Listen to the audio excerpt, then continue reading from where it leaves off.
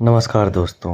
आज के इस वीडियो में हम बात करने वाले हैं Gujarat diploma revised merit list के बारे में।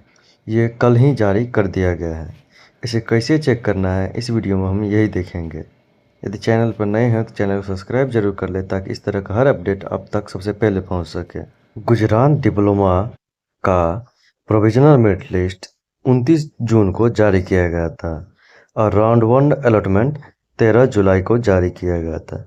वहीं बात करें रिवाइज राउंड 1 और राउंड 2 अलॉटमेंट को लेकर, जो कि कल जारी कर दिया गया है। इसे डाउनलोड करने के लिए सबसे पहले आपको ACPDC गुजरात पोर्टल पर चलाना है। इसका लिंक डिस्क्रिप्शन में भी दिया गया है। वहां आने पर आपको क्लिक करना है first year diploma engineering admission पे। वहां आने के बाद अपना रजिस्ट्रेशन नंबर और पासपोर्ट देने के बाद आपका खुल के चल आएगा मेरिट लिस्ट। तो ये थी छोटी जानकारी जो आप लोगों के साथ शेयर करनी थी। जानकारी पसंद आया हो तो लाइक कीजिएगा। तो मिलते हैं अगले जानकारी के साथ, तब तक के लिए धन्यवाद।